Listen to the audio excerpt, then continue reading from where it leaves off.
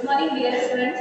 पिछले वीडियो में अपन ने देखा था कि प्राइमरी सीमेंटिंग क्या होती है, लाइनर सीमेंटिंग क्या होती है, देन उसके बाद अपन ने देखा था सेकेंडरी या स्क्वीज सीमेंटिंग क्या होती है। ठीक है, और उसको अपन कहाँ पे अप्लाई करते हैं, कहाँ कहाँ उसकी एप्लीकेशंस होती है, वो सब देखा था। अब अपन देख रहे हैं कि जो स्क्वीज सीमेंटिंग है वो कितने टाइप की होती है। ठीक है, और उसके लिए कौन कौन से मेथड्स होते हैं या कौन कौन सी टेक्निक्स होती है उसको अप्लाई करने की। ठीक है, तो फर्स्ट आप स्क्वीज सीमेंटिंग कितने टाइप की होती है। ठीक है, तो स्क्वीज सीमेंटिंग होती है वो आपकी 3 टाइप की होती है, hesitation squeeze, low pressure squeeze and high pressure squeeze. ठीक है, फर्स्ट देखते हैं अपन हेजिटेशन स्क्वीज। ये वाली क्या होती है कि इसमें अपन स्क्वीज सीमेंटिंग में जैसे अपन ने बोला कि अपन एक जो सीमेंट है उसको इनसाइड जो भी अपना रॉक है उसके अंदर फोर्स है उसके अंदर अपन सीमेंट को इन नहीं करते, उसको फिल नहीं करते, बस सीमेंट का जो फिल्ट्रेट पार्ट होता है उसको परफोरेशन के अंदर फिल करते हैं, उसको डिहाइड्रेट होने देते हैं ताकि वो परफोरेशन वहाँ पे सीमेंट का फिल्टर केक है वो वहाँ पे डिपॉजिट हो और वो उसको परफोरेशन को ब्लॉक करें। ठीक है, और जो भी अपना अनवांटेड जोन है, चाहे वो वाटर प्रोड्यूसिंग जोन हो या फिर कोई भी ऐसा जोन है जिसको अपन क्लोज करना चाहते हैं या अबंडन करना चाहते हैं, तो वो उसको क्लोज कर दे। ठीक है, तो हेजिटेशन स्क्वीज में क्या होता है कि अपन जो परफोरेशन टनल्स हैं उनके अंदर जो भी सीमेंट का फिल्ट्रेट पार्ट है उसको अपन फिल करते हैं एक मॉडरेट प्रेशर अप्लाई करके। ठीक है, और उस प्रेशर को ना तो अपन लो प्रेशर रखते हैं ना ही बहुत ज्यादा हाई प्रेशर रखते हैं, एक मॉडरेट प्रेशर लिमिट होती है उसी को अप्लाई करते हैं। ठीक है, और उसको मेंटेन करके रखते हैं, वो वहाँ पे फिल्टर से बिल्ड करता है और उसको परफोरेशन को ब्लॉक करता है। ठीक है, नेक्स्ट है आपका लो प्रेशर स्क्वीज।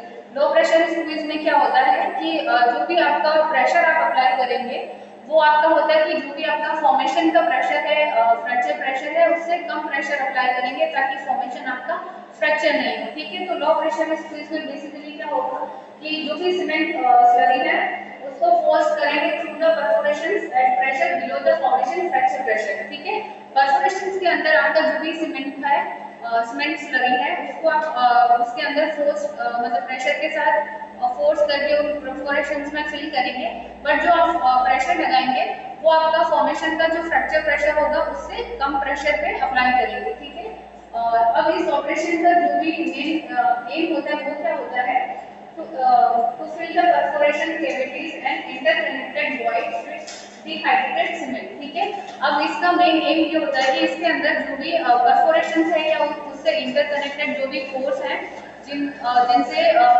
वाटर प्रोड्यूस हो रहा है या फिर कोई भी गैस प्रोड्यूस हो रही है, अनवांटेड जो भी जोन है या जो परफोरेशन है जो अनवांटेड है जिनको अपन ब्लॉक करना चाह रहे हैं या बंद करना चाह रहे हैं। ठीक है, तो उनके अंदर अपन क्या करते हैं, परफोरेशन के अंदर जो भी कैविटीज है उनको डिहाइड्रेटेड सीमेंट से फिल करते हैं। ठीक है, ताकि वो उनको ब्लॉक कर दे। ठीक है, नेक्स्ट है the volume of cement is small since no slurry is actually pumped into the formation. जैसे अपन ने बोला कि स्क्वीज सीमेंटिंग में अपन कोई भी सीमेंट है उसको फॉर्मेशन के अंदर फिल नहीं करते हैं, और ये उसका जो फिल्ट्रेट वाला पार्ट होता है, जो लिक्विड पार्ट होता है उसके अंदर का, उसको फिल करते हैं। ठीक है, जो इसलिए इसके लिए जो सीमेंट का वॉल्यूम यूज होगा वो बहुत कम होगा, बिकॉज एक्चुअली में अपन सीमेंट को उसके अंदर फिल नहीं कर रहे, बस उसका जो फिल्ट्रेट वाला पार्ट है उसको फिल कर रहे हैं। ठीक है, नेक्स्ट है it is usually the recommended practice. It means ये है कि जो लो प्रेशर स्क्वीज है जनरली अपन वही वाली स्क्वीज सीमेंटिंग जो सबसे ज्यादा अपन यूज करते हैं स्क्वीज सीमेंटिंग ऑपरेशन, वो आपका लो प्रेशर स्क्वीज होता है। ठीक है, और जनरली अपन रिकमेंड इसी को करते हैं प्रैक्टिस मतलब इन प्रैक्टिकल लाइफ या जहाँ पे फील्ड में अपन अप्लाई करते हैं वो लो प्रेशर स्क्वीज करते हैं। ठीक है, नेक्स्ट है आपका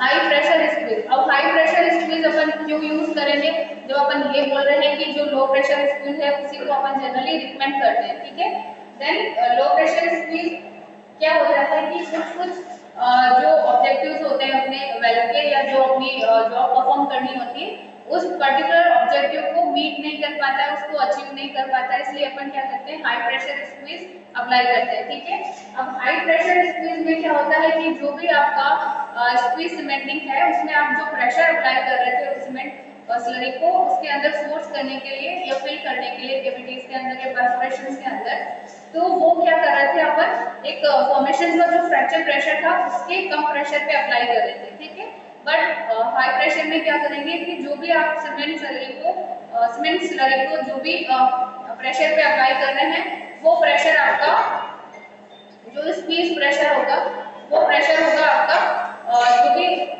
स्क्वीज प्रेशर होगा वो फॉर्मेशन के फ्रैक्चर प्रेशर से हाई प्रेशर पे होगा। ठीक है, मतलब ये है कि आपका जो फॉर्मेशन है वो फ्रैक्चर होगा, देन उसके अंदर जो भी फ्रैक्चर क्रिएट होंगे उसके अंदर आपको सीमेंट फिल करेंगे, आप उसको हाई प्रेशर स्क्वीज सीमेंटिंग बोलते हैं।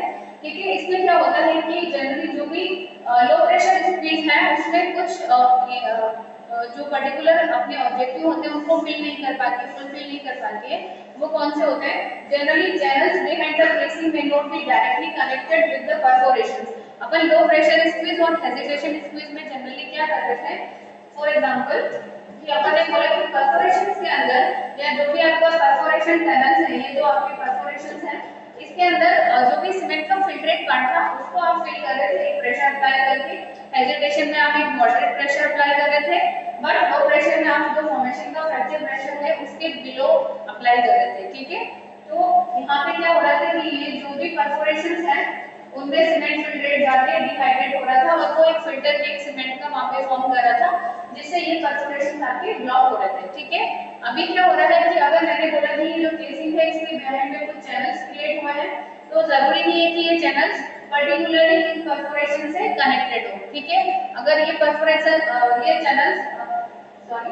चैनल्स इस परफोरेशन से कनेक्टेड नहीं है देन क्या होगा कि अगर मैं इस परफोरेशन को ब्लॉक भी कर दूं बट फिर भी ये चैनल्स यहाँ पे हैं क्योंकि परफोरेशन ब्लॉक करने से चैनल ब्लॉक नहीं हो रहे। ठीक है, तो इसलिए अपन लो प्रेशर स्क्वीज सीमेंटिंग है उसको यहाँ पे यूज नहीं कर सकते। ठीक है, तो ये क्या करेंगे, ये डायरेक्टली कनेक्टेड नहीं होते परफोरेशन से और उसके अलावा सम स्मॉल क्रैक्स और माइक्रो एनवी में permit the flow of the gases but not of the cement slurry. ठीक है, इसमें क्या होता है कि जो भी चैनल्स हैं क्रिएट हुए हैं वो क्या कर रहे हैं कि यहाँ से गैस के फ्लो को इसमें माइग्रेट होकर सरफेस पे आने के लिए अलाउ करते हैं, बट जो आपका सीमेंट है सीमेंट स्लरी है उसको इसके अंदर आप फ्लो नहीं करवा सकते कि वो इसके अंदर जाके फ्लो हो जाए और इसको ब्लॉक कर दे। ठीक है, तो इसके लिए अपन को क्या करना पड़ता है, high pressure squeeze cementing use करनी पड़ती है। ठीक है,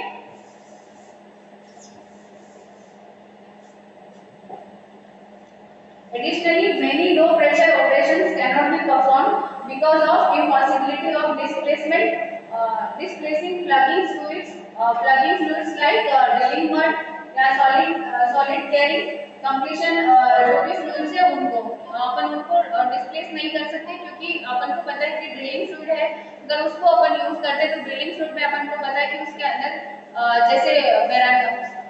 जैसे अपन यूज करते हैं बेराइट वगैरह यूज करते हैं या फिर डेंसिफायर यूज करते हैं, वो उनमें क्या होता है कि सॉलिड पार्ट होता है वो जाके वहां पे उसको प्लग कर सकते हैं। ठीक है, उसके अलावा जो भी कंप्लीशन फ्लूइड है जो सॉलिड्स को कैरी कर रहा है, ठीक है, वो भी प्लग कर सकता है। दैट्स व्हाई अपन क्या करते हैं उसको अपन यूज नहीं कर सकते from ahead of the cement slurry और फ्रॉम इनसाइड द परफोरेशन। ठीक है, परफोरेशन के इनसाइड से अपन जो अपना डिस्प्लेसिंग फ्लूइड है उसको फिल नहीं कर पाते हैं। ठीक है, लो प्रेशर स्क्वीज के थ्रू, दैट्स व्हाई अपन को high pressure squeeze cementing use करनी पड़ती है। ठीक है, placement of the cement slurry behind the casing is accomplished by breaking down the formation at or close to the perforation. अपन क्या करते हैं कि इसके अंदर जो भी आपका चैनल क्रिएट हुआ है उसको अगर सीमेंट स्लरी से फिल करना है देन अपन क्या करते हैं कि एक जो फॉर्मेशन का फ्रैक्चर प्रेशर है उससे हाई प्रेशर पे फ्लूइड या सीमेंट स्लरी को इंजेक्ट करेंगे और उसको हाई प्रेशर पे इंजेक्ट करने से क्या होगा, फॉर्मेशन आपका फ्रैक्चर होगा और उसके अंदर आप बहुत ज्यादा प्रेशर के साथ सीमेंट स्लरी को इंजेक्ट करेंगे तो वो उसके अंदर फिल हो जाएगी। ठीक है, ये होती है आपकी हाई प्रेशर स्क्वीज। और इसके बाद क्या करते हैं, ब्रेकिंग डाउन द फॉर्मेशन, उसके बाद fluid ahead of the slurry are displaced into the fracture allowing cement to fill the desired spaces। ठीक है, जितने भी कैविटीज या गैप्स हैं या चैनल्स हैं उनको वो सीमेंट क्या करेगी, फिल कर देगी। ठीक है, और आपके जो भी चैनल्स हैं जिनसे गैस माइग्रेट हो रही थी वो उसको फिल कर देगा। ठीक है, फर्दर एप्लीकेशन ऑफ द, उसके बाद क्या करते हैं अपन जनरली हेजिटेशन स्क्वीज अप्लाई करके एक बार वो सीमेंट फिल हो गया देन हेजिटेशन अपन यानी कि मॉडरेट प्रेशर अप्लाई करते हैं। ठीक है, जिससे वो फिल्टर गेज की फॉर्म हो। ठीक है, ये था आपका टाइप्स ऑफ स्क्वीज सीमेंटिंग। कौन कौन से टाइप की होती है, 3 टाइप की होती है वो अपन ने देख लिया, hesitation, low pressure and high pressure. ठीक है, नेक्स्ट है आपका कि कौन कौन से इक्विपमेंट है या उसको प्लेस करने की कौन कौन सी टेक्निक्स है स्क्वीज सीमेंटिंग को, ठीक है, या फिर कौन कौन से मेथड्स हैं जिससे अपन स्क्वीज सीमेंटिंग ये high pressure and low pressure apply कर सकते हैं या कैसे करते हैं, ठीक है। तो high pressure and low pressure squeeze operations can be conducted with और विदाउट ब्रेकर्स। जो आपका high and low pressure squeeze cementing है जनरली जो यूज होता है, हेजिटेशन वाला इतना ज्यादा यूज नहीं होता है, ठीक है। तो जनरली बहुत सारी बुक में आपको ये भी मिल सकता है कि ये दो टाइप की होती है generally, low pressure and high pressure, ठीक है। तो ये जो low pressure and high pressure squeeze cementing है वो आप विद बेकर यूज करके भी कर सकते हैं और विदाउट बेकर भी कर सकते हैं, ठीक है। बेकर क्या होता है, जनरली एक सीलिंग एलिमेंट होता है और किसी भी वेल में जैसे आपका केसिंग है, ये इसका अंदर ट्यूबिंग है, तो मैं चाहती हूँ कि केसिंग और ट्यूबिंग के बीच का जो एनुलस है उसको मैं सील करके रखूँ ताकि जो भी फ्लूइड प्रोड्यूस हो वो इस ट्यूबिंग के थ्रू प्रोड्यूस हो, ठीक है। इसके ट्यूबिंग और केसिंग के एनुलस से यहाँ पे फ्लूइड प्रोड्यूस नहीं हो, ठीक है। तो मैं क्या करती हूँ यहाँ पे बेकर सेट करती हूँ, सीलिंग एलिमेंट होता है बेकर, ठीक है। तो ये स्क्वीज सीमेंटिंग है वो आप विद और विदाउट मतलब आप बेकर यूज भी कर सकते हैं और विदाउट बेकर भी कर सकते हैं, ठीक है। उसके बाद आपका फर्स्ट जो टेक्निक है वो है ब्रिडल हेड स्क्वीज सीमेंटिंग। इस टेक्निक में क्या करते हैं, this technique involves pumping cement through drill pipe without the use of the packer. इसमें अपन पैकर यूज नहीं करते हैं, ठीक है। उसके अलावा जो भी सीमेंट है, the cement is supported at the required depth. जो भी सीमेंट है जिस रिक्वायर्ड डेप्थ पे अपन को सीमेंट को स्पोर्ट करना या लगाना है उस पे अपन स्पोर्ट कर सकते हैं, ठीक है। The BOP and the annulus are closed and the displacing fluid is pumped down forcing the cement into the perforation since it can not be moved up into the annulus, ठीक है। अब क्या करते हैं कि बीओपी को अपन बंद close करते हैं, एनुलस को भी क्लोज करते हैं, फिर डिस्प्लेसिंग फ्लूइड क्या करता है, सीमेंट को फोर्स करता है जो भी परफोरेशंस में अपन को सीमेंट फिल करनी है उनमें, ठीक है। और इसमें क्या होता है कि जो भी, क्योंकि यहाँ पे आपका ड्रिल पाइप आपने फिल किया उसके अंदर से आप फिल कर रहे हैं सीमेंट को, ठीक है। तो उसमें क्या होता है कि वो एनुलस के अंदर अब एनुलस में मूव नहीं करती सीमेंट, ठीक है। ये जो टेक्निक्स है उसके एडवांटेज क्या है, एक सिंपलेस्ट मेथड है किसी भी स्क्वीज सीमेंटिंग को करने का, ठीक है। बट इसके कुछ सर्टेन डिसएडवांटेज भी है, ठीक है। डिसएडवांटेज क्या है, first it is difficult to place the cement accurately against the target zone. इसमें क्या होता है कि बहुत डिफिकल्ट होता है पर्टिकुलरली किसी पर्टिकुलर टारगेट जोन के वहां पे सीमेंट को प्लेस करना, फर्स्ट इसका डिसएडवांटेज ये है। दूसरा क्या है, it can not be used for squeezing of one set of perforations if other perforations are to remain open। अगर मुझे one set of perforations मतलब for example मुझे ये पूरा सेट है perforations का, ठीक है। इसमें से मुझे कुछ को ओपन रखना है, जैसे मुझे ये ओपन रखना है, इसमें इधर ये ओपन रखना है, ठीक है। बाकी को मुझे क्लोज करना है perforations को, तो मैं इसको वैसे अप्लाई नहीं कर सकती क्योंकि अगर इस टेक्निक को अप्लाई करूंगी तो ये सारे perforations या तो क्लोज होंगे, ठीक है, या सारे ओपन रहेंगे, ठीक है। तो ये सेलेक्टिवली परफोरेशन को अगर मुझे आइसोलेट करना है तो वो वाला चीज अपन यहाँ पे नहीं कर सकते, ठीक है। इसके अलावा क्या होता है कि जब अपन ड्रिल पाइप यूज करके उसके अंदर से सीमेंट फिलअप करते हैं और बीओपी और एनुलस क्लोज करते हैं तो केसिंग का जो रेजिस्टेंस होता है, क्योंकि केसिंग पे प्रेशर अप्लाई हो रहा है, तो केसिंग का जो रेजिस्टेंस होता है उससे ज्यादा प्रेशर आप वहाँ पे अप्लाई नहीं कर सकते, ठीक है। ये भी आपका एक डिसएडवांटेज है। उसके अलावा ये जो टेक्निक्स है वो जनरली लो प्रेशर स्क्वीज सीमेंटिंग जॉब करने के लिए ही यूज होती है, ठीक है। जनरली वहीं पे यूज होती है जब आपको लो प्रेशर स्क्वीज सीमेंटिंग जॉब करनी है तभी आप यूज कर सकते हैं, ठीक है। तो फॉर एग्जांपल अगर अपन इसमें देखें ये ड्रिल पाइप के थ्रू इसने क्या किया है, यहाँ पे सीमेंट को फिल किया है और ये परफोरेशन में आपने स्पोर्ट किया है सीमेंट को, देन आपने यहाँ पे प्रेशर अप्लाई किया, ठीक है, देन रिवर्स सर्कुलेशन किया जिससे जो सीमेंट का जो रिक्वायर्ड पार्ट नहीं था एक परफोरेशन में सीमेंट फिल हो गई है, जो क्लोज होने थे परफोरेशन वो क्लोज हो गए, ठीक है। बाकी है वो सर्कुलेट आउट करके सरफेस पे भेज दिया, ठीक है। तो ये है आपका फर्स्ट स्क्वीज सीमेंटिंग मेथड, ठीक है। नेक्स्ट है आपका स्क्वीज सीमेंटिंग यूजिंग ए पैकर, वो था विदाउट पैकर टेक्निक, ठीक है। अगर पैकर को यूज करके अपन यूज करते हैं, ठीक है, तो उसमें क्या होता है, the use of a packer makes it possible to place the cement more accurately and apply the higher squeeze pressure, ठीक है।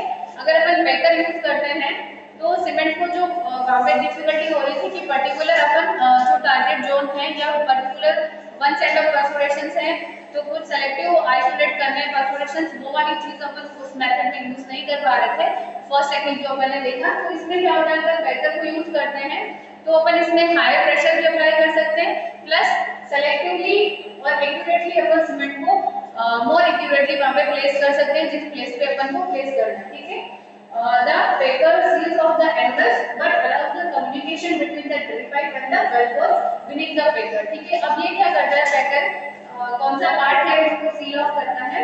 जैसे अपन ने पेपर यूज किया तो ये आपका केसिंग है और ये आपका ड्रिल पाइप है, तो इनके बीच का जो एंगल्स है उसको आइसोलेट करेगा, उसको सील ऑफ करेगा, और पेपर के नीचे का जो ये पार्ट है उसमें ये कम्युनिकेशन प्रोवाइड करेगा केसिंग और ड्रिल पाइप के एंगल्स के बीच में, ठीक है। नेक्स्ट है there are two types of packer may be used in this type of operation. अब क्या है, जो पैकर यूज कर रहे हैं वो आपके दो टाइप के हो सकते हैं, ठीक है। फर्स्ट है आपका ड्रिलेबल पैकर या उसको सीमेंट रिटेनर भी बोलते हैं। इसका क्या यूज है, this type of packer contains a back pressure valve which will prevent the cement flowing back after the squeeze cementing, ठीक है। अब ये क्या करेगा कि जो सीमेंट का बैक फ्लो हो रहा था उसको प्रिवेंट करने का काम करेगा, ठीक है। These are mainly used for remedial work on primary cement jobs and to close off water producing job। Generally ये जो पैकर यूज करते हैं अपन कौन सी जॉब में करते हैं, जनरली जब अपन को फॉल्टी प्राइमरी सीमेंट को अगर अपन को रिपेयर करना है, उसके अलावा किसी भी वाटर प्रोड्यूसिंग जोन है उसको शट ऑफ करना है या उसको क्लोज करना है वहां पे, ठीक है। उसके अलावा the packer is run on drill pipe और wire line and set just above और between the sets of the perforation, ठीक है। अब जो पैकर आप रन कर रहे हैं वो ड्रिल पाइप के थ्रू सेट हो रहा है या फिर ड्रिल पाइप पे रन कर रहे हैं या वायर लाइन के थ्रू रन कर रहे हैं, ठीक है। और उसको सेट कहां पे कर रहे हैं, या तो परफोरेशंस के अबाउट या जिस परफोरेशंस को आइसोलेट करना उसके सेट के बीच में, इन बिटवीन, ठीक है। When the cement has been squeezed successfully, the drill pipe can be removed, closing the back pressure valve, ठीक है। उसके बाद अपन क्या करते हैं कि जो ड्रिल पाइप है जिसके थ्रू अपन ने पैकर रन किया हुआ है, अपन क्या करते हैं बैक प्रेशर वाल्व को क्लोज करते हैं और फिर ड्रिल पाइप को रिमूव कर सकते हैं ताकि सीमेंट का वापस बैक फ्लो नहीं हो, ठीक है। अब ये वाले पैकर हैं उनको यूज करने का एडवांटेज क्या है, ठीक है। तो एडवांटेज क्या है, फर्स्ट कि गुड डेप्थ कंट्रोल। फर्स्ट आपका जो डेप्थ कंट्रोल है वो बहुत अच्छा होता है, मतलब जिस पर्टिकुलर डेप्थ पे आपको पर्टिकुलर जोन को आइसोलेट करना है आप उसको इजीली आइसोलेट कर सकते हैं। नेक्स्ट है आपका back pressure valve prevents the cement back flowing. जैसे अपन ने बोला कि इसमें बैक प्रेशर वाल्व होता है वो सीमेंट के बैक फ्लो को प्रिवेंट करता है। नेक्स्ट है drill pipe recovered without disturbing the cement, और ड्रिल पाइप है उसको अपन इजीली रिकवर कर सकते हैं सीमेंट को विदाउट डिस्टर्ब किए, ठीक है। उसके अलावा कुछ डिसएडवांटेज है, ठीक है। मेजर जो इसका डिसएडवांटेज है वो क्या है, is that they can only be used once and then drilled out, ठीक है। इस टाइप के पैकर होते हैं वो क्या होते हैं, जैसे अपन ने नाम से भी बोला कि ड्रिलेबल पैकर, मतलब इसको आप ड्रिल आउट करके जो भी पैकर है उसको एक ही बार यूज कर सकते हैं, एक ही सीमेंटिंग ऑपरेशन में यूज कर सकते हैं, उसको दोबारा यूज नहीं कर सकते क्योंकि अपन ने जो भी सीमेंट जो आपका पैकर था उसको ड्रिल आउट कर दिया, ठीक है।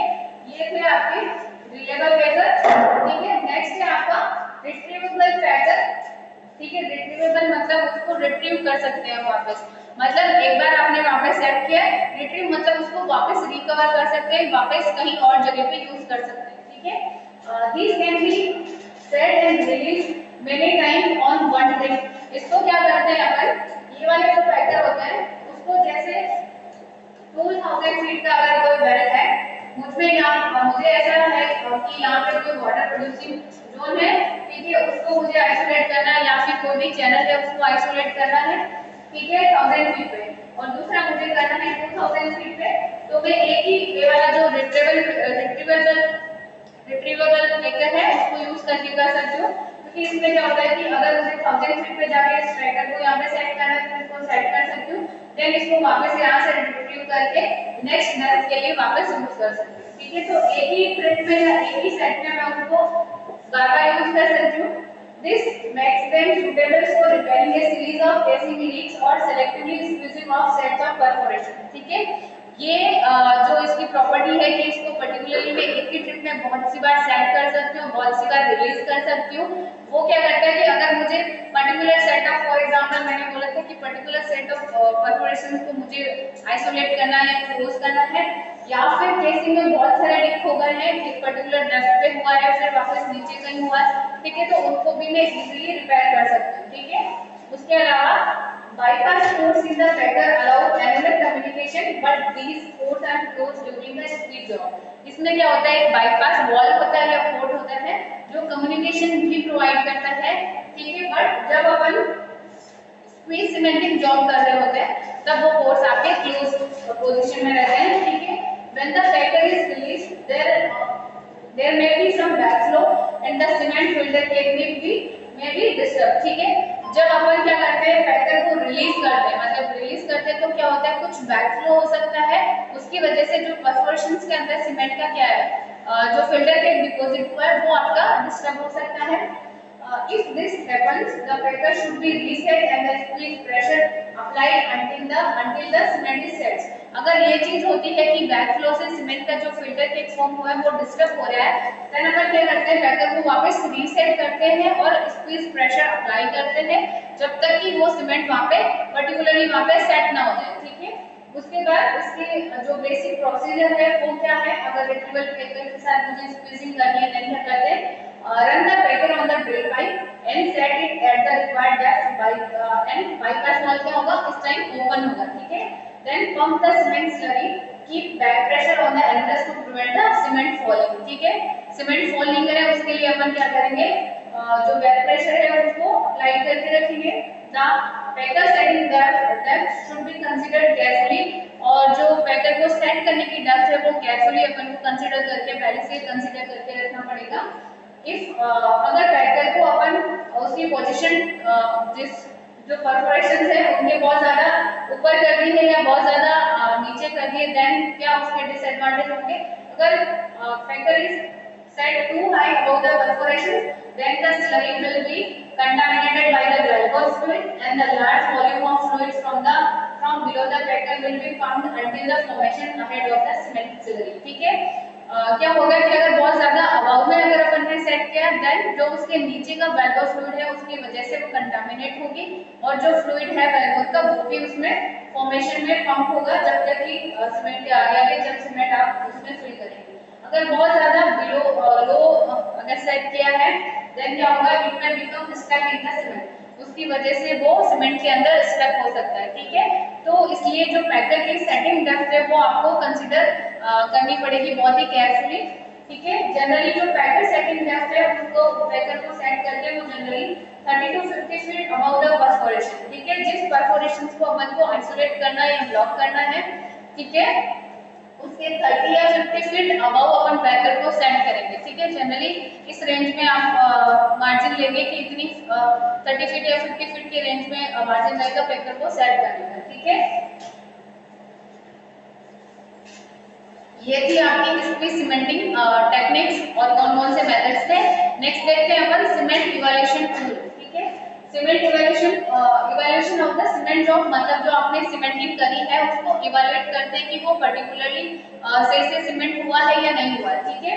तो उसके लिए क्या होता है, primary cement job can be considered A failure if the cement job doesn't isolate the undesirable job, ठीक है। अपन ने वहां पे सीमेंट क्यों किया है, क्योंकि वो अपन को पर्टिकुलर जोन को आइसोलेट करना है, ठीक है। अगर अपना सीमेंट पर्टिकुलर जो अनडिजायरेबल जोन था जिसको अपन आइसोलेट करना चाह रहे थे उसको अगर आइसोलेट नहीं करती है देन अपना सीमेंट क्या है, वो फेलियर है, वो सही से सेट नहीं हुआ है या आपने प्रॉपर सीमेंटिंग नहीं की, ठीक है। और ये क्यों होगा या कब होगा, दिस विल अगर इफ फर्स्ट पॉइंट है कि ये कब हो सकता है, the cement doesn't fill the envelope to the required height between the casing and the valve, ठीक है। इट मींस क्या है कि जो सीमेंट है वो उस पर्टिकुलर हाइट के एनवलप को फिल नहीं कर पाएगी केसिंग एंड valve के बीच में, ठीक है। ये जो valve है आपका और ये जो केसिंग है, ठीक है, इसके यहाँ पे पर्टिकुलर हाइट में अपन को सीमेंट फिल करना था, उस पर्टिकुलर हाइट को सीमेंट वहां पे फिल नहीं कर पाया, ठीक है। The cement doesn't provide a good seal between the casing and the borehole, and fluid leak through the cement sheet of the surface, ठीक है। इट मींस क्या हुआ कि ये जो आपने सीमेंट फिल किया है ये अच्छे से फिल नहीं हुआ है, उससे क्या हो रहा है कि सीमेंट के थ्रू आपका फ्लूइड है वहां से लीक कर रहा है, ठीक है। एंड उसके अलावा the cement doesn't provide a good seal at the casing shoe and a poor leak off test is achieved, ठीक है। आपने पढ़ा होगा कि लीक ऑफ टेस्ट करते हैं उससे अपन पता करते हैं कि लीक ऑफ टेस्ट देन उसको फॉर्मेशन ब्रेकडाउन टेस्ट में आप कंसीडर करते हैं। अगर फॉरवर्ड के एरिया में करते हैं तो उसमें अपन पता करते हैं कि वो फ्रैक्चर ग्रेडियंट पता करने के लिए करते हैं और फ्रैक्चर प्रेशर क्या है उसके लिए, ठीक है। तो लीक ऑफ टेस्ट में आपने देखा होगा सीमेंट अच्छे से सील नहीं कर पाई है सीमेंट शू के वहां पे, देन क्या होगा कि जो भी लीक ऑफ टेस्ट होगा वो उसके रिजल्ट होंगे वो बहुत पुअर होंगे, ठीक है। उसके अलावा व्हेन एनी सच फेलियर अगर some remedial work must be carried out, अगर ऐसा फेलियर होता है तो अपन ने बोला कि अपन सेकेंडरी एसपी सीमेंटिंग करते हैं, ठीक है। A number of methods can be used to assess the effectiveness of the cement job, ठीक है। अब जो सीमेंटिंग जॉब अपन ने की है उसको असेस करने के लिए उसकी इफेक्टिवनेस को चेक करने के लिए अपने पास बहुत सारे नंबर ऑफ टूल्स हैं, ठीक है। तो उसके बारे में देखते हैं अपन कैसे पता करते हैं। फर्स्ट है आपका टेम्परेचर सर्वे, ठीक है। टेम्परेचर सर्वे से कैसे पता करेंगे कि सीमेंट आपका कैसे फिल हुआ है। टेम्परेचर सर्वे कैसे वर्क करता है, this involves running A thermometer inside the casing just after the cement job. इसमें क्या करते हैं कि जैसे ही आपका सीमेंटिंग जॉब आपने किया है उसके जस्ट बाद में आप एक थर्मामीटर रन करते हैं, थर्मोमीटर, ठीक है। उसमें क्या करते हैं, the thermometer responds to the heat generated by the cement hydration and so can be used to detect the top of the cement column in the annulus, ठीक है। अब जैसे अपने थर्मोमीटर है वो किस चीज के लिए रेस्पॉन्ड करता है, जनरली टेम्परेचर डिफरेंस के लिए, टेम्परेचर के लिए, ठीक है। तो अपन ने जो सीमेंट है वो आपकी डिहाइड्रेट होती है, अगर सीमेंट का डिहाइड्रेशन होता है तो वहां पे क्या होता है, हीट ऑफ हाइड्रेशन जनरेट होगी, उससे हीट जनरेट होगी, उसको मेजर करने का काम करेगा एनएस में, ठीक है। They generally must be run with in 24 hours of the cement job. और ये जो टेम्परेचर सर्वे अगर आप रन करते हैं, टेम्परेचर थर्मोमीटर रन करके चेक करना चाह रहे हैं सीमेंट की इफेक्टिवनेस, देन उसको विद इन द 24 आवर्स में आपको रन करना पड़ेगा, जो सीमेंट जॉब किया है उसके विद इन 24 आवर्स में, ठीक है। जैसे यहाँ पे अगर अपन टेम्परेचर देखें, ठीक है, तो इसमें टेम्परेचर का ग्राफ आपका सिंपली ऐसे आना चाहिए था, बट ये क्या हो रहा है, यहाँ पे टेम्परेचर का ग्राफ पहले जो टेम्परेचर का ग्राफ है आपका वो ऐसे आ रहा था, ठीक है। फिर जैसे ही यहाँ पे क्या है, प्रोबेबल सीमेंट टॉप है, क्यों है, क्योंकि यहाँ पे अपन देख रहे हैं टेम्परेचर आपका एकदम से इंक्रीज हुआ है और टेम्परेचर एकदम से ये लाइन ऐसा स्ट्रेट जाना चाहिए था, बट ये ऐसे डिफरेंट हुआ है, क्यों हुआ है, क्योंकि यहाँ पे जो सीमेंट अपन ने किया है उसकी वजह से हीट ऑफ हाइड्रेशन जनरेट हुई है, उसकी वजह से वहां का टेम्परेचर थोड़ा इंक्रीज हुआ, उससे अपन पता कर सकते हैं कि सीमेंट का टॉप कहाँ पे है, ठीक है। मतलब अगर मुझे ये आपका बलून है, ये केसिंग है, इसमें मुझे अगर केसिंग के 500 फीट तक सीमेंट फिल करना था, ठीक है। तो मुझे कैसे पता चलेगा कि जो इसका टॉप है वो कहाँ पे है, सीमेंट 500 फीट तक फिल हुई है नहीं हुई है, ठीक है। ये 500 फीट का जो मार्क है वहां तक सीमेंट फिल हुई है एक्चुअली या नहीं हुई, ठीक है। तो ये मैं सीमेंट का टॉप पता कर सकती हूँ, टेम्परेचर सर्फेस से उससे पता कर सकती हूँ कि जो मेरा 500 फीट का एक रेंज था या एक हाइट था उस कॉलम में सीमेंट फिल हुआ है नहीं हुआ, ठीक है। नेक्स्ट है आपका radio active survey. Radio active survey में क्या होता है, radio active traces can be added to the cement slurry before it is formed. Generally अपन कार्बोनाइट है उसको यूज करते हैं, ठीक है। इसमें क्या करते हैं अपन, जो भी सीमेंट स्लरी है उसके अंदर अपन रेडियो एक्टिव एलिमेंट है या कुछ रेडियो एक्टिव ट्रेसेस है उनको इन कर देते हैं उसके अंदर। तो उसके बाद क्या होता है, when A logging tool is run is then run when the cement job is completed।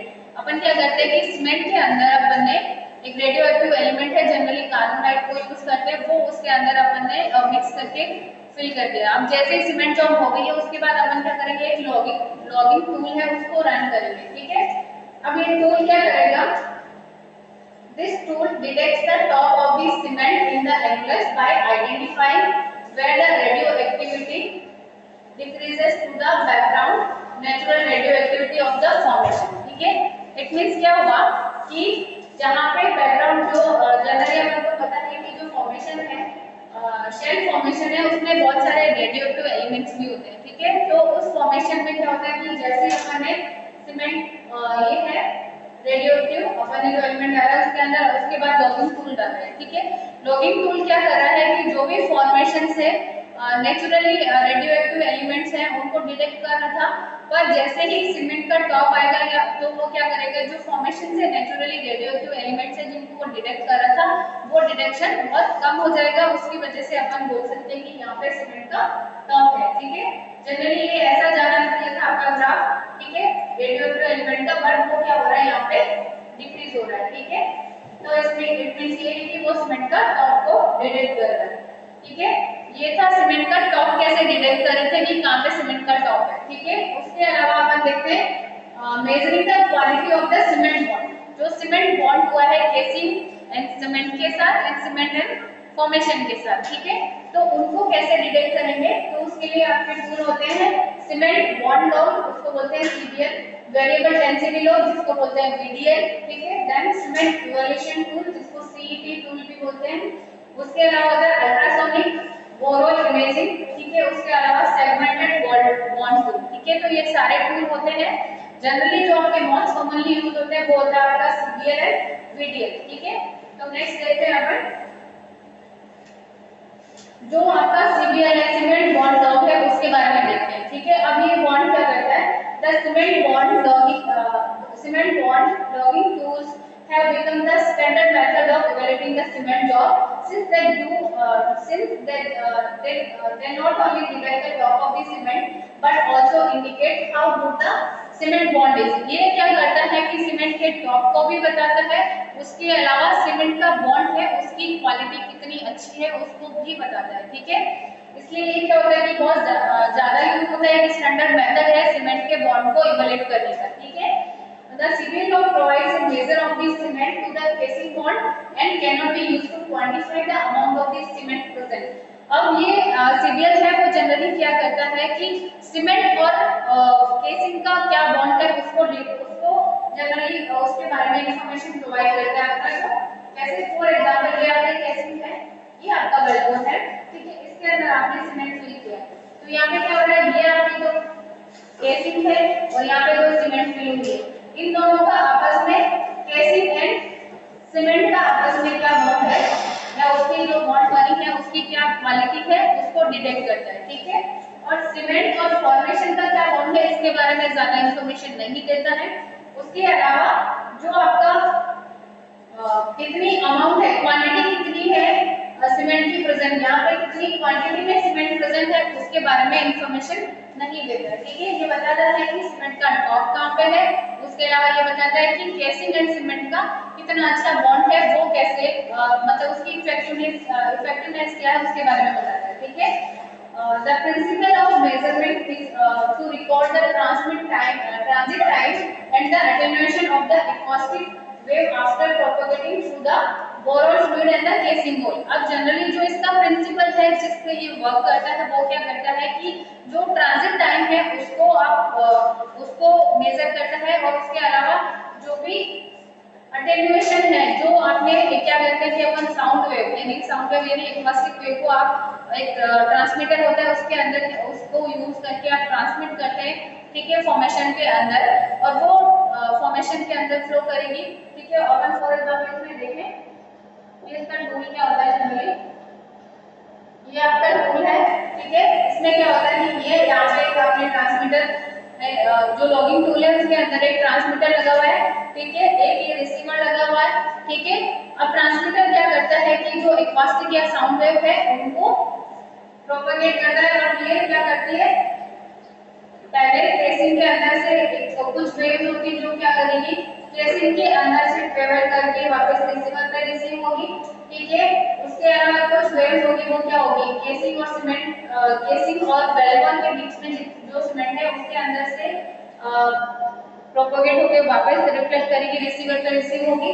ठीक है, उसके अलावा कुछ वेव्स होगी जो फॉर्मेशन के अंदर से फिल होके वापस रिसीवर पे रिसीव होगी। ठीक है, और जो रिसीवर और ट्रांसमीटर है उनके बीच की जो डिस्टेंस है वो 3 फीट होती है जनरली, या फिर 5 फीट भी हो सकती है।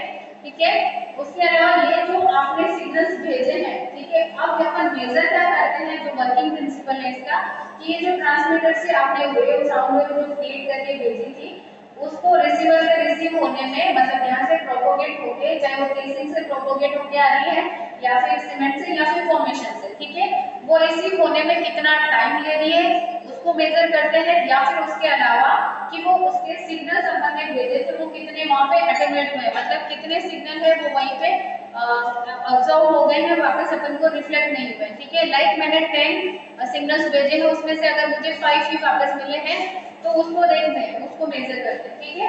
तो ये इसका बेसिक प्रिंसिपल होता है, जनरल प्रिंसिपल, ठीक है। उसके बाद क्या करते हैं, the signal tool is basically A sonic tool which is run on wireline. एक सोनिक टूल होता है जनरली, उसको अपन रन करते हैं। ये आप लॉगिंग में और अच्छे से पढ़ेंगे जब आप एग्जाम में पढ़ेंगे, एक वेल लॉगिंग सब्जेक्ट आएगा उसमें कि लॉगिंग टेक्निक्स बेसिकली कैसे यूज करते हैं और क्या होती है, ठीक है। तो ये बेसिकली एक सोनिक टूल होता है। सोनिक टूल में जनरली क्या होता है कि आप एक्वास्टिक या साउंड वेव को यूज करते हैं, ठीक है, which is run on the wireline, जिसको वायरलाइन के थ्रू आप रन करते हैं।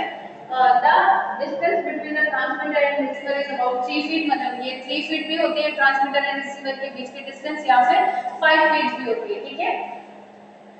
The logging tool must be centralized in the hole to give the accurate results, ठीक है।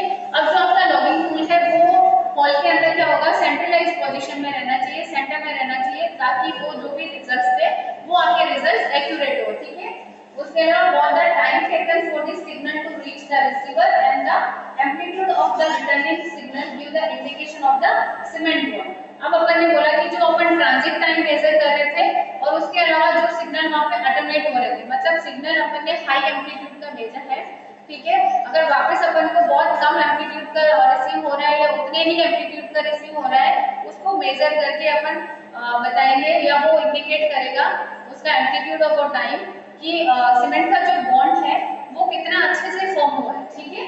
तो इसमें क्या करते हैं, since the speed of the sound wave is greater in the casing than in the formation or the mud, the first signals which are received at the receiver are those which are traveled through the casing।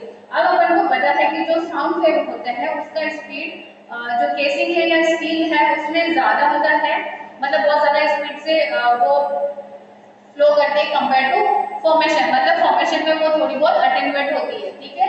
इसलिए जो first signal अपन को receiver पे receive होगा वो कौन सा होगा, वो केसिंग के थ्रू ट्रेवल करके आया है वो वाला होगा, ठीक है।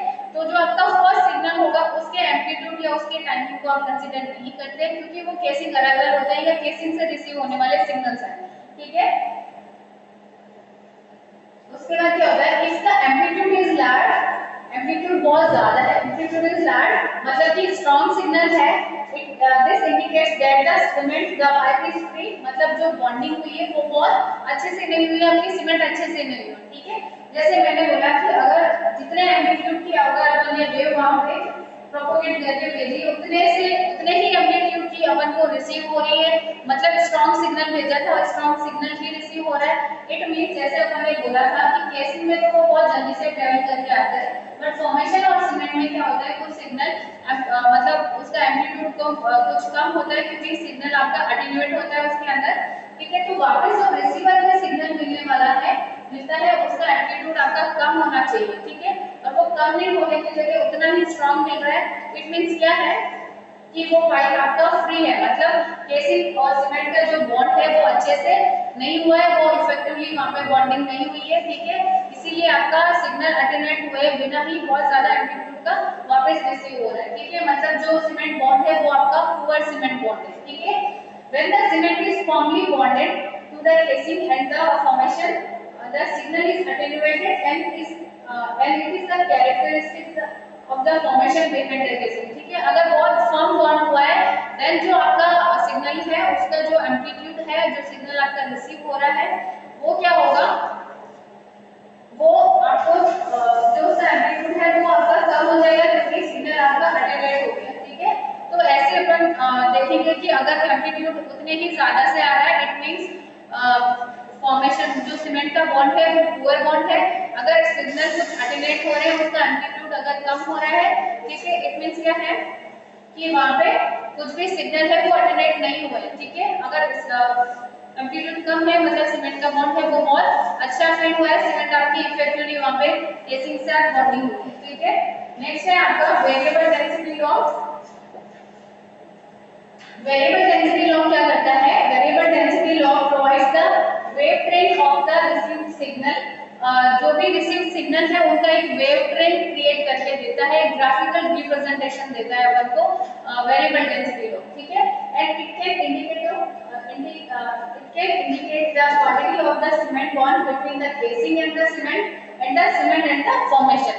अब जैसे सीबीएल में अपन ने देखा था वो ओनली बॉन्डिंग बताया था किसकी? केसिंग एंड सीमेंट की, ठीक है। जबकि वीडीएल है वो केसिंग एंड सीमेंट का बॉन्डिंग क्या है प्लस सीमेंट एंड फॉर्मेशन का बॉन्डिंग क्या है वो भी इंडिकेट करता है। The signal which pass directly through the casing show up as the parallel straight lines to the left of the radial flow, ठीक है। अगर जो सिग्नल्स है जैसे अपन ने बोला कि केसिंग क्या होती है मेटल में बहुत जल्दी से ट्रेवल करती है, ठीक है। तो अपन ने साउंड वेव का बोला कि बहुत केसिंग में से अगर सीबीएल में अपन ने देखा कि जो फर्स्ट अपना रिसीवर पे सिग्नल मिलेगा वो किसका होगा? केसिंग से जो ट्रेवल करके आया वो वाला होगा, ठीक है। इसलिए वो सीमेंट बॉन्ड को इंडिकेट नहीं करता, इसलिए अपन उस फर्स्ट सिग्नल को कंसीडर नहीं करते, ठीक है। वीडीएल में क्या होगा कि जो भी सिग्नल है वो डायरेक्टली केसिंग से अगर पास होके आया है तो वो कहां पे दिखेगा? वीडीएल जो प्लॉट दे रहा है वेव ट्रेन क्रिएट हो रहा है उसके लेफ्ट में होगा वीडीएल प्लॉट के, उसके अलावा वहां पे पैरेलल और स्ट्रेट लाइंस होगी, ठीक है। वो इंडिकेट होगा पैरेलल और स्ट्रेट लाइन से जो जैसे अपन देखें ये वाला, ठीक है। तो इसमें क्या होगा कि ये जो लेफ्ट वाला प्लॉट है ये आपके केसिंग अराइवल को इंडिकेट कर रहा है और यहाँ पे जो लाइंस मिल रही है प्लॉट पे वो आपकी स्ट्रेट लाइन है, ठीक है। इट मींस ये केसिंग अराइवल है, ये सीमेंट को इंडिकेट नहीं कर रहा है, ठीक है। नेक्स्ट क्या है? A good bond between the casing and the cement and the formation is shown by the wavy lines to the right of the medial plot, ठीक है। अगर अपन को सीमेंट एंड केसिंग का बॉन्ड देखना है medial plot पे, ठीक है, या सीमेंट एंड फॉर्मेशन का बॉन्ड देखना है वो अगर अच्छे से सीमेंट बॉन्ड हुई है देन वो medial plot पे कैसे शो होगी? वेवी लाइंस की तरह दिखेगी और medial plot के राइट में दिखेगी। तो अपन देख सकते हैं इस ग्राफ में कि पूरी वेवी लाइंस है और उसके राइट साइड में है, ठीक है। The wavy lines correspond to those signals which have passed into and through the formation before passing back through the cement sheet and the casing to the receiver, ठीक है। वो क्या है जो रिसीव हुई है आपको सीमेंट के थ्रू सीमेंट शीट से पास होके आई है वो वाले सिग्नल्स है जो आपको राइट में दिख रहे हैं, ठीक है, और वेवी लाइंस में दिख रहे हैं, ठीक है। If the bonding is poor, the signals will not reach the formation and parallel lines will be recorded all across the medial plot, ठीक है। अगर वेवी लाइन आती है और ऐसे रिकॉर्ड होती है, अगर स्ट्रेट लाइन आ रही है ओनली नहीं, मतलब स्ट्रेट लाइन अगर लेफ्ट साइड में मिल रही है तो वो आपके फर्स्ट केसिंग अराइवल को दिखा रहा है, ठीक है। उसके बाद अगर राइट में वेवी लाइन है इट मींस क्या है कि medial plot है और जो सीमेंट की बॉन्डिंग है वो बहुत अच्छी है, सीमेंट का बॉन्ड आपका अच्छा है, गुड सीमेंट बॉन्ड बना है वहां पे, ठीक है, केसिंग के साथ सीमेंट का एंड सीमेंट का फॉर्मेशन के साथ दोनों का, ठीक है। बट अगर अपन का जो बॉन्डिंग है वो बहुत पुअर है देन क्या होगा कि जो भी वीडियल प्लॉट है उसमें क्या होगा? सिग्नल रीच नहीं करेगा फॉर्मेशन तक, ठीक है, वो बीच में ही अटैन्यूएट हो जाएगा। उसके बाद जो वीडियल प्लॉट है उसमें ओनली अपन को पैरेलल लाइंस दिखेगी, ठीक है। तो वो इंडिकेट करेगा कि जो सीमेंट की बॉन्डिंग है वो बहुत पुअर है, ठीक है। नेक्स्ट अपन देखते हैं कि जो ये थे आपके सीमेंट को इवैल्यूएट करने के टूल्स, ठीक है।